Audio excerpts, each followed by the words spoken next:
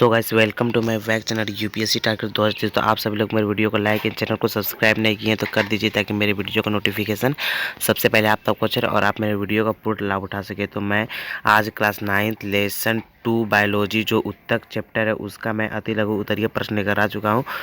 तो आप सभी लोग मेरे वीडियो को लाइक एंड चैनल को नहीं सब्सक्राइब कीजिए तो कर दीजिएगा। और मेरे वीडियो में जहाँ भी थोड़ी से फॉल्ट या फिर अटूट नज़र आएगा वो मेरे ऊपर कमेंट कर दीजिएगा ताकि मैं उसको सुधार सकूँ। तो चलिए मैं अतिरिक्त उत्तरीय प्रश्न का पहला लेकर आ चुका हूँ। पहला प्रश्न दिया है, एक पादप उत्तक का नाम बताएं। तो पादप उत्तक मुख्यतः कितने प्रकार के होते हैं? तो दो। पहला विभाज्य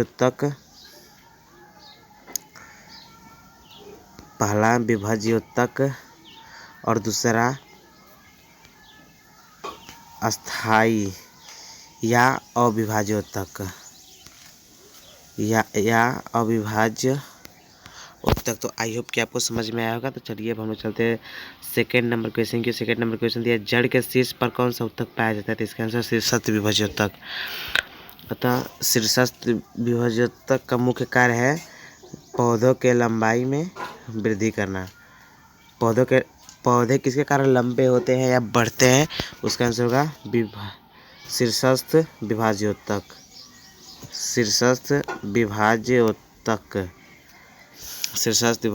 तो चलिए थर्ड नंबर क्वेश्चन की हो जाता है। थर्ड नंबर क्वेश्चन दिया हम लोग का सरल उत्तक के दो उदाहरण दे। इसका आंसर होगा मृदु उत्तक और स्थूलकोण उत्तक।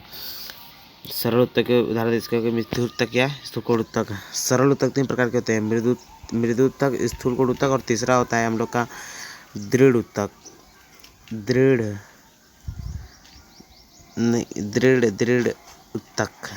उत्तक। आई होप कि समझ में आएगा। चलिए चलते हैं फोर्थ नंबर क्वेश्चन की। फोर्थ नंबर क्वेश्चन दिया है किस उत्तक की कोशिकाएं सदा विभाजित होती रहती है? इसका आंसर को विभाज्योत्तक उत्तक। अतः हम लोग कह सकते हैं कि विभाज्योत्तक उत्तक ही विकसित होकर मतलब बढ़कर आगे अस्थायी उत्तक बन जाता है। चलिए आई होप कि आपको समझ में आएगा। चलिए फिफ्थ नंबर क्वेश्चन की चलते। फिफ्थ नंबर क्वेश्चन दिया है विभाज्योतिकी उत्तक को किस आधार पर विभाजित किया जाए? इसके स्थिति के आधार पर। विभाज्योतिकी उत्तक किस आधार पर विभाजित किया जाता है? इसका आंसर होगा स्थिति के आधार पर। चलिए 6 नंबर क्वेश्चन दिया है किस सरल उत्तक में अंतरकोशिकीय स्थान होता है? इसका आंसर होगा मृदु उत्तक। चलिए 7 नंबर क्वेश्चन की 7 नंबर क्वेश्चन दो अंगकों के नाम बताएं जो पौधे को यांत्रिक सहारा प्रदान करते हैं। इसके आंसर को स्थूलकोण उत्तक तथा दृढ़ उत्तक। स्थूलकोण उत्तक और दृढ़ उत्तक। चलिए 8 नंबर क्वेश्चन की 8 नंबर क्वेश्चन दिया है वैसे मृदु उत्तक को क्या कहते हैं जिसमें क्लोरोफिल पाया जाता है? इसका आंसर होगा क्लोरेंकाइमा या मृदु उत्तक। क्लोरेंकाइमा का दूसरा नाम क्या है? क्लोरेंकाइमा या मृदुत्तक। चलिए हम लोग चलते हैं 9 नंबर क्वेश्चन की। 9 नंबर क्वेश्चन दिया है किस उत्तक की कोशिकाओं में भित्ति में अनियमित कोने पर मोटे होती है? इसका स्थूलकोण उत्तक या दृढ़ उत्तक। चलिए 10 नंबर क्वेश्चन की 13 नंबर क्वेश्चन दिया है नारियल का रेशा किस उत्तक का बना होता है? इसका आंसर होगा दृढ़ उत्तक। अतः दृढ़ उत्तक में मुख्यतः मृत कोशिकाएं होती हैं। क्या कौन सी कोशिका? मृत कोशिका होती है। चलिए हम लोग चलते हैं 11th नंबर क्वेश्चन की। 11th नंबर क्वेश्चन दिया है मृदुत्तक कोशिकाओं की दो विशेषताएं लिखी। तो इसका आंसर होगा पहला आंसर मृदुत्तक कोशिकाएं जीवित गोलाकार अंडाकार बहुभुजी तथा नियमित आकार की होती है। और दूसरा इसका विशेषता देखा, दूसरा विशेषता है कि कोशिका में सघन कोशिका द्रव्य एवं एक केंद्रक पाया जाता है। कोशिका में सघन कोशिका द्रव्य एवं एक क्या पाया जाता है? तो केंद्रक पाया जाता है। आई होप कि आपको समझ में आएगा। चलिए 12th नंबर क्वेश्चन की 12th नंबर क्वेश्चन दिया है दो अस्थायी पादप उत्तक का नाम बताया। तो पहला सरल अस्थायी उत्तक, दूसरा जटिल अस्थायी उत्तक। अस्थायी उत्तक 2 प्रकार के ही होते हैं, सरल अस्थायी और जटिल अस्थायी। तो चलिए 13 नंबर क्वेश्चन की ओर चलते हैं। 13 नंबर क्वेश्चन दिया हम लोग का जाइलम का निर्माण किन तत्वों से होता है? तो इसका आंसर वाहिनिकाएं, जाइलम तंतु, जाइलम मृदुतक,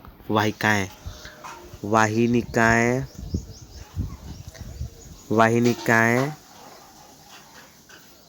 और वाहिकाएं, इन दोनों में अंतर है। वाहिनिकाएं और वाहिकाएं इन दोनों में बहुत ही बड़ा अंतर है, इन दोनों के एक ही मत समझ लीजिएगा। चलिए हम लोग 14 नंबर क्वेश्चन तो 14 नंबर क्वेश्चन हम लोग का दिया हुआ है कि जाइलम का मुख्य कार्य क्या है। इसका आंसर होगा जड़ से जल तथा खनिज रबड़ को पत्तियों तक पहुंचाना। देखिए जाइलम का मुख्य कार्य है जल संचरण। जल संचरण मतलब कि जल को एक भाग से दूसरे भाग में जाइलम। जाइलम मतलब ज मतलब जल जल।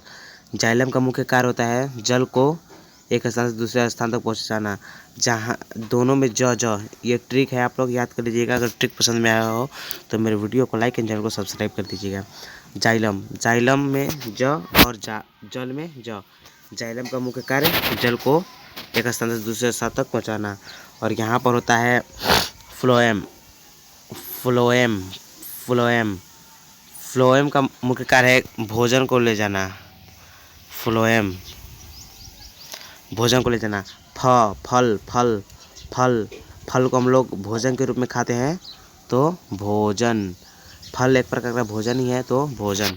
आई होप कि आपको ये ट्रिक समझ में आएगा। चलिए हम लोग चलते हैं जो हम लोग का 15 नंबर क्वेश्चन है। 15 नंबर क्वेश्चन दिया हम लोग का फ्लोएम किन तत्वों से बनाते हैं। इसका आंसर होगा यह 4 तत्वों से बनता है। पहला चार्निक लिखा है, दूसरा सकोशिका है और तीसरा फ्लोएम तंतु, चौथा फ्लोएम मृदुतक और ऊपर था जाइलम। जाइलम किस तत्व से बना है 4 वाहिकाएं वाहिनिकाएं जाइलम तंतु जाइलम मृदुतक।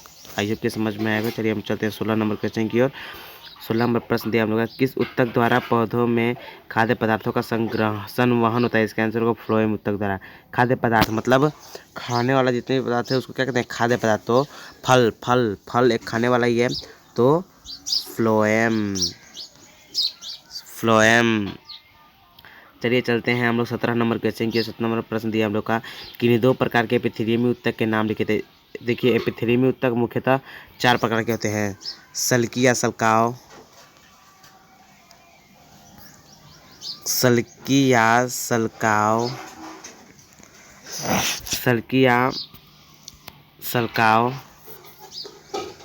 दूसरा होता है स्तंभाकार,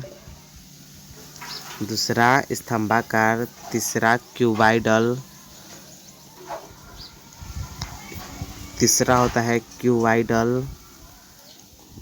और चौथा हम लोग का जो है वो होता है पक्षमल। आई होप कि आपको समझ में आएगा। तो चलिए चलते हैं हम लोग अगले प्रश्न की ओर। तो अगला प्रश्न हम लोग का दिया है 18 नंबर त्वचा की सतह पर किस प्रकार के एपिथेलियमी ऊतक पाए थे। इसका आंसर होगा सल्की या सल्काव एपिथेलियमी ऊतक। तो चलिए हम लोग 19 नंबर प्रश्न की 14 नंबर प्रश्न दिया है पक्षमाभी एपिथेलियम की सिलिया में होने वाली गति क्या कहते हैं। सिलियरी गति। कौन सी गति। सिलिया में होने वाली गति सिलियरी गति। सिलिया में होने वाली गति कौन सी होती है सिलियरी गति। चलिए हम लोग चलते हैं 20 नंबर क्वेश्चन की और 20 नंबर क्वेश्चन दिया हम लोग का संयोजी ऊतक के कोई 2 उदाहरण दे। इसका आंसर होगा अस्थि और रक्त। संयोजी ऊतक किसे कहते हैं ऐसा ऊतक जो शरीर के एक भाग से दूसरे भाग को जोड़ने का कार्य करता है। जैसे रक्त शरीर के संपूर्ण भाग में है। आप अगर अपने अंगुली को काटेंगे तो भी रक्त निकलेगा, आप अपने कान को काटेंगे तो भी रक्त निकलेगा, अपने माथे को फोड़ लेंगे तो भी रक्त निकलेगा। इसलिए संयोजी ऊतक। और हड्डी तो हर जगह है, ये भी एक दूसरे को कनेक्टिंग करने का काम करता है। संयोजी ऊतक को इंग्लिश में कनेक्टिंग टिश्यू कहते हैं, याद कर लीजिएगा।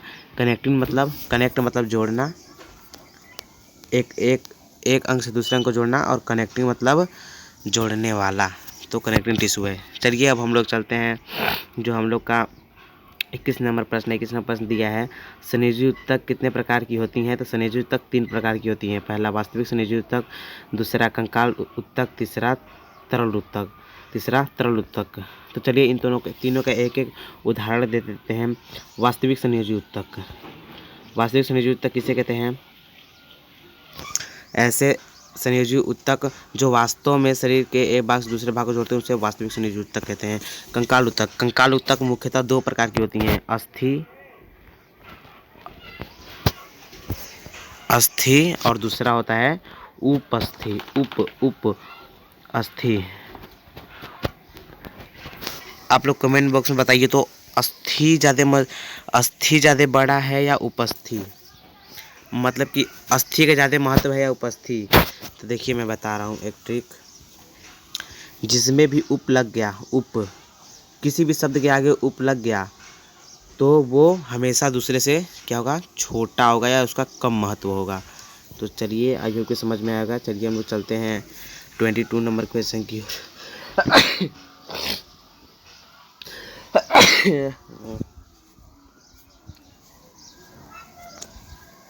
22 नंबर क्वेश्चन दिया हम लोग का। एरियोलर ऊतक में पाए जाने वाले दो प्रकार की कोशिकाओं के नाम लिखो। तो इसका आंसर होगा फाइब्रोब्लास्ट एवं हिस्टोसाइटस। फाइब्रोब्लास्ट है, हिस्टोसाइटस। इसको याद कर लीजिएगा, ये क्वेश्चन बहुत बार आ चुका है और आएगा भी हमको फिलहाल ऐसा लग रहा है। तो चलिए हम लोग चलते हैं 23 नंबर क्वेश्चन की। 23 नंबर क्वेश्चन दिया है एडिपोज ऊतक में पाए जाने वाले संचित भोज्य पदार्थ क्या है। तो इसका आंसर होगा वसा। वसा मतलब, वसा का हम लोग अपने बोलचाल की भाषा में कहते हैं चर्बी।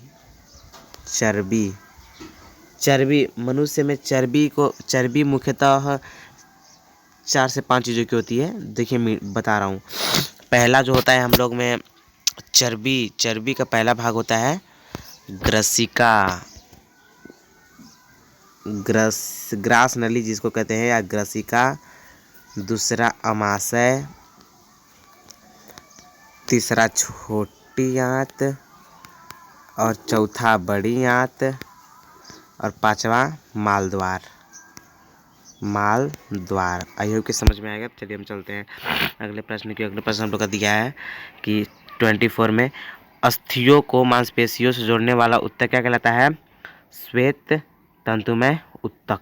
श्वेत तंतुमय ऊतक। यहाँ पर दिया है, यहाँ पर ऊतक दिया है, यहाँ पर क्या दिया है, ऊतक पूछ रहा है। ऊतक जोड़ने वाला ऊतक, तो यहाँ पर जा श्वेत तंतुमय ऊतक। और दूसरा 25 नंबर क्वेश्चन दिया है अस्थि को अस्थि से जोड़ने वाला ऊतक क्या कहलाता है। तो पीला तंतुमय ऊतक। अतः इसको ट्रिक बता रहे हैं। एक दूसरा भाई है और एक दूसरा भाई है, दोनों आपस में लड़ रहे हैं। तो दोनों लड़ रहे हैं तो दोनों बाजेंगे नहीं, मतलब एक दूसरे से लड़ के बाजेंगे नहीं, बल्कि दोनों लोग एक दूसरे पर हावी, मतलब कि दोनों एक दूसरे पर लाल पीला हो जाएंगे। दोनों एक दूसरे पर पीले हो जाएंगे। 2 दिन तक नहीं बोलेंगे, उसके बाद सब लाइन पर चले आएंगे। आई होप कि आप सबको ट्रिक समझ में आएगा। चलिए चलते हैं हम लोग 26 नंबर प्रश्न के। 26 नंबर प्रश्न दिया है दो मुख्य प्रकार के कंकाल ऊतक का नाम बताए। तो इसका आंसर है पहला अस्थि, एंड जो हमारा दूसरा है वो है उपस्थि। आई होप कि आप सबको समझ में आएगा। तो इसका स्क्रीनशॉट ले लीजिए। चलिए अगले प्रश्न की ओर बढ़ते हैं। तो हम लोग का अगला प्रश्न दिया है 27 नंबर की उपस्थि के मैट्रिक्स में पाए जाने वाला कोशिका क्या कहलाती है। तो इसका आंसर होगा कॉन्ड्रियोब्लास्ट। उपस्थि के मैट्रिक्स में पाए जाने वाली कोशिका क्या कहलाती है। तो इसका आंसर होगा कॉन्ड्रियोब्लास्ट। चलिए 28 नंबर प्रश्न की 28 नंबर प्रश्न दिया, 2 प्रकार के तरल संयोजी ऊतक का नाम लिखिए। तो इसका आंसर होगा रक्त तथा लसिका। रक्त तथा लसिका। रक्त मतलब खून, और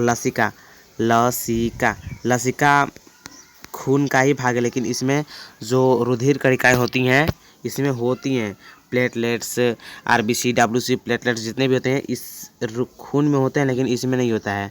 ये इसमें हीमोग्लोबिन होता है जिसके कारण ये लाल होता है, जबकि इसमें कुछ नहीं होता है, इसके कारण ये पीला होता है। लसिका किस रंग का होता है। तो हल्के पीले रंग का। तो चलिए आई होप को समझ में आएगा। चलिए 29 नंबर क्वेश्चन 29 नंबर प्रश्न दिया है रक्त के प्लाज्मा में पाए जाने वाले 3 प्रकार की रुधिर कणिकाओं के नाम लिखो। मैं बताया हूँ ना, डब्ल्यूसी, आरबीसी, प्लेटलेट्स। आरबीसी का डब्ल्यूबीसी, आरबीसी और प्लेटलेट्स, ये याद कर लीजिएगा। तो चलिए मैं इन तीनों का फुल फॉर्म बता देता हूँ। आरबीसी का red blood cell, red blood cell, और डब्ल्यूबीसी का white.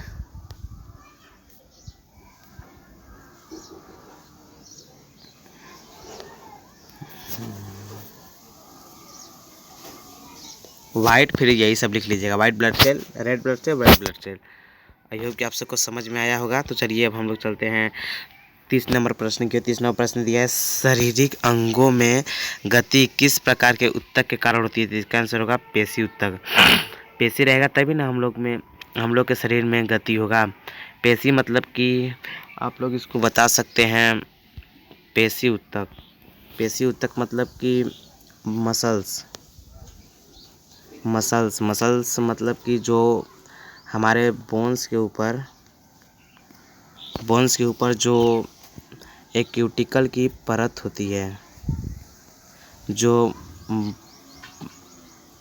Bones, muscles and bones को जोड़ने का कार्य करता है टेंडन, और बोन्स से जोड़ने का कार्य करता है बोन्स, मसल्स को बोन्स से जोड़ने का कार्य करता है टेंडन, एंड बोन्स को बोन्स से जोड़ने का कार्य करता है लिग्नाइट। चलिए इसको ट्रिक्स याद करते हैं। तो पहला ट्रिक है हम लोग का M मतलब मसल्स, B मतलब बोन्स, इन दोनों को जोड़ने का कार्य करता है हम लोग का टेंडन। तो आप लोग इतिहास में पढ़े होंगे 6 क्लास में, मोहम्मद बिन तुगलक, क्या, मोहम्मद बिन तुगलक जो कि एक शासक था, तो उसका नाम याद कर लीजिए, मोहम्मद बिन तुगलक। तो आई होप कि आप सबको समझ में आएगा। चलिए प्रश्न पूछते हैं।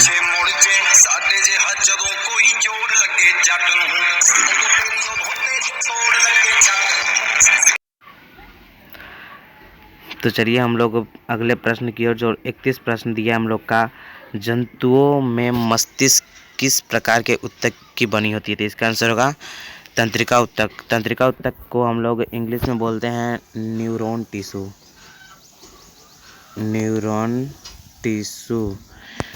टिश्यू। तो मस्तिष्क की कार्यात्मक या मस्तिष्क की एसआई मतलब कि सबसे छोटी जो इकाई होती है वो न्यूरॉन होती है। और जो हमारी लीवर होती है, लीवर मतलब कि हम लोग इसको, लीवर को हम लोग हिंदी में यकृत बोलते हैं। यकृत की सबसे छोटी इकाई नेफ्रॉन।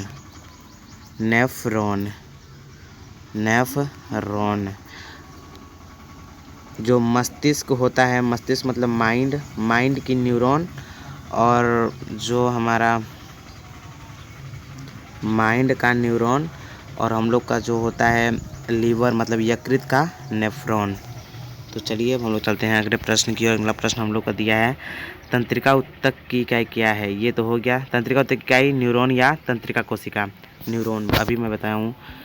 तंत्रिका की न्यूरॉन, तंत्रिका मतलब मस्तिष्क, तंत्रिका मस्तिष्क में ही पाया जाता है, तो उसका होगा न्यूरॉन। और जो हमारी लीवर होती है, लीवर का होगा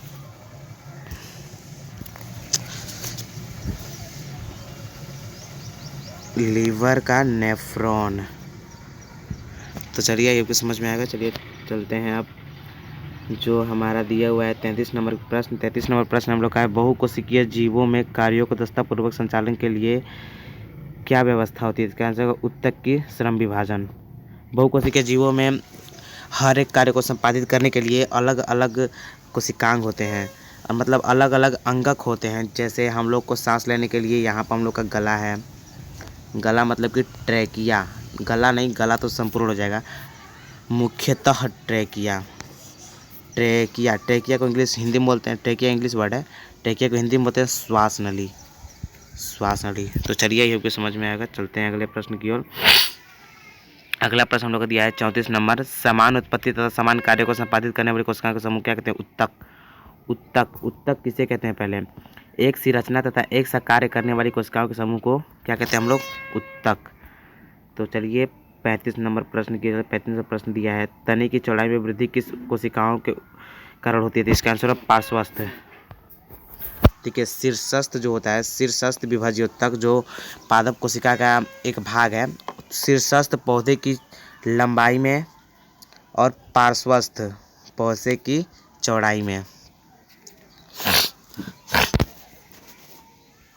आई होप कि समझ में आया होगा। चलिए हम लोग चलते हैं अगला प्रश्न की ओर, जो हम लोग का 36 नंबर है, पत्तियों के आधार पर या टहनी के दोनों ओर पाए जाने वाले ऊतक क्या नाम है? अंतर्वेशी को हम लोग इंग्लिश में बोलते हैं इंटरकैलरी मेरिस्टमैटिक, और विभाज्य ऊतक को मेरिस्टमैटिक। तो चलिए आई होप कि समझ में आएगा। चलते हैं अगले प्रश्न की ओर। तो 37 नंबर प्रश्न दिया हम लोग का, अस्थायी ऊतक का निर्माण किन ऊतक के वृद्धि होते हैं। इसमें आगे बता चुका हूँ विभा ज्योति की उत्तक जो तो ये 38 नंबर प्रश्न दिया हम लोग का। सरल अस्थायी उत्तक किस प्रकार की कोशिकाओं को बना होता है। सरल अस्थायी उत्तक, सरल से आप लोग समझते होंगे एक रूप, मतलब कि समरूप समान, सब रूप मतलब कि जिसका समरूप, जिसका हर एक रूप समान उसे समरूप, और जिसकी हर एक अंग समान हो से समांग कहते हैं। तो यहाँ पर समरूप मतलब कि उसमें उपस्थित कोशिकाएं सब एक जैसी होंगी दिखने में। चलिए अगले स्लाइड के चलते हैं। अगला स्लाइड हम लोग का कि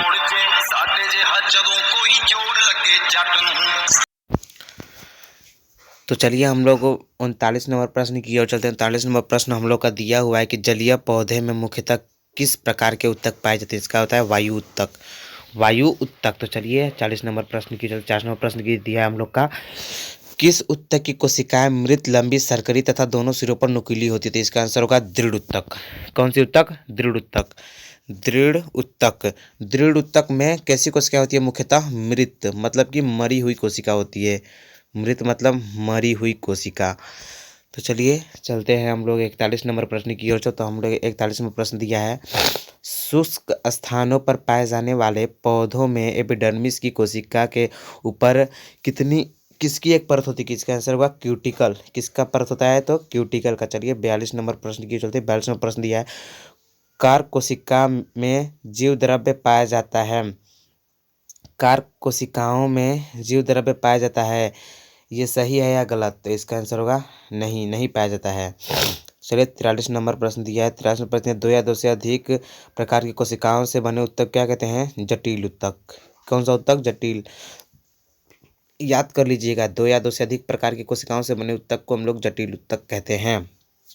तो चलिए हम लोग 44 नंबर प्रश्न की ओर चलते। 44 नंबर प्रश्न दिया है, जाइलम एवं फ्लोएम मिलकर किसका निर्माण करते हैं। तो इसका होगा संवहन बंडल में मुख्यतः दो उत्तक आते हैं। पहला जाइलम जो कि जल का संचारण करता है, दूसरा फ्लोएम जो कि फल मतलब कि भोजन को एक स्थान से दूसरे स्थान तक ले जाने का कार्य कौन करता है? फ्लोएम। और जाइलम को जल को जाइलम। तो चलिए अब हम लोग चलते हैं जो हम लोग का दिया है ये 45 नंबर प्रश्न की सह कोशिकाएं चालनी नलिका किस भाग में पाई जाती है। इसका आंसर होगा पार्श्व भाग में। किस भाग में? तो पार्श्व भाग में। पार्श्व मतलब होता है बगल वाले भाग में। तो चलिए 46 नंबर प्रश्न की 46 नंबर प्रश्न है, किस तंतु उत्तक की कोशिकाएं फर्श या दीवार पर चपटी ईंटों की तरह होती है। इसका आंसर होगा कार्क कोशिका।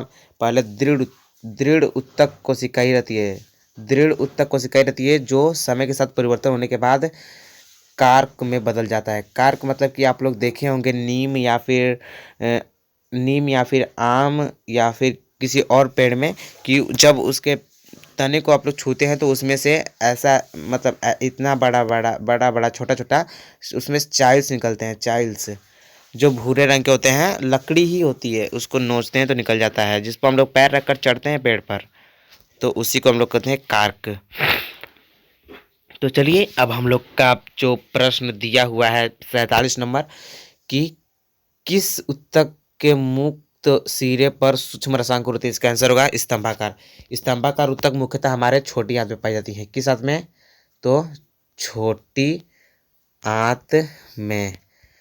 याद कर लीजिएगा, छोटी आंत में। चलिए तब हम लोग चलते हैं अगले प्रश्न की ओर। अगला प्रश्न हम लोग का दिया है कि घनाकार कोशिकाओं वाले उत्तक को क्या कहते हैं? Cuboidal epithelium. क्यूब आप लोग देखेंगे मैथ में, आप लोग क्यूब्स पढ़े होंगे। क्यूब मतलब होता है घन।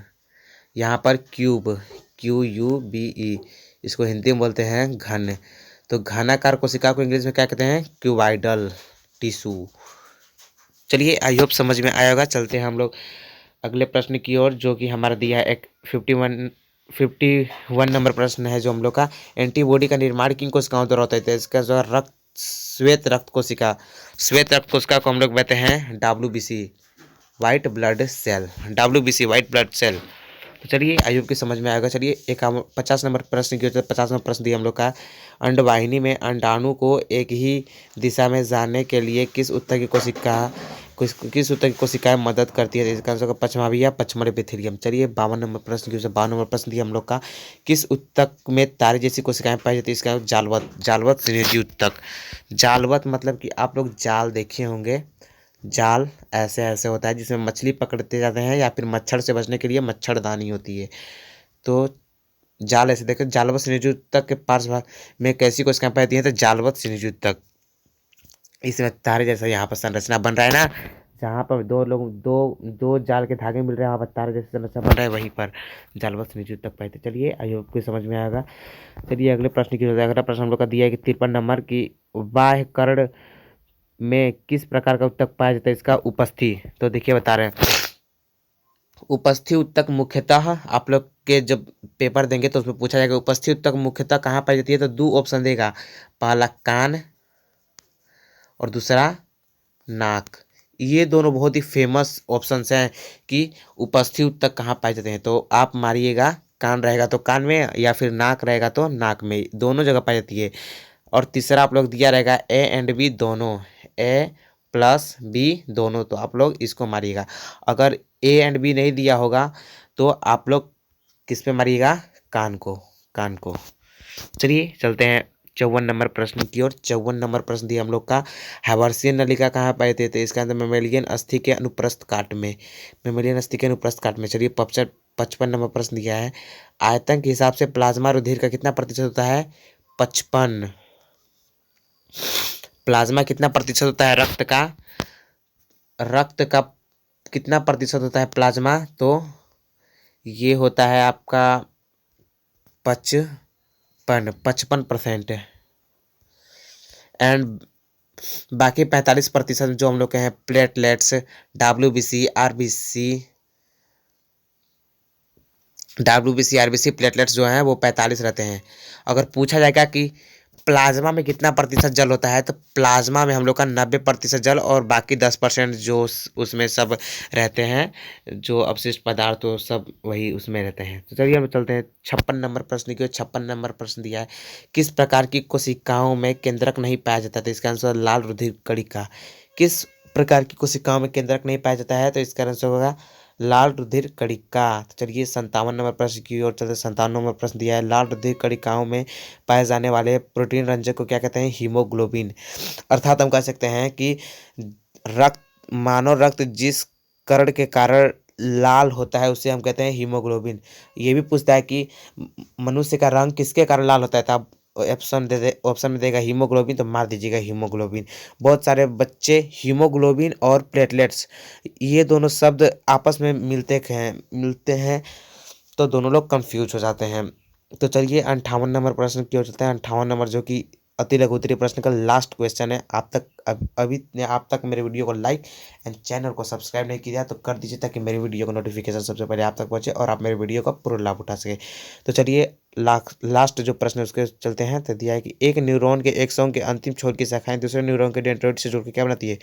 तो इसका होगा आंसर सिनेप्स। देखिए क्या बोल रहा है, एक न्यूरॉन के एक्सॉन के अंतिम छोर की शाखाएं। मान लीजिए कि ये न्यूरॉन है, इसका ये वाला जो निकला है ये, और दूसरे न्यूरॉन के मतलब ये है, ये बन रहा है। तो यहाँ पर जो मिलकर बनेगा ना, वो उसी को हम कहते हैं सिनेप्स। क्या कहते हैं? सिनेप्स। क्या कहते हैं भाई दोस्त मित्र शाखा यार? सिनेप्स। तो चलिए अब हम लोग अगले प्रश्न की ओर बढ़ते हैं। तो अभी तक आपने मेरे वीडियो को लाइक एंड चैनल को नहीं सब्सक्राइब तक कर दीजिए। Thanks you for watching my video.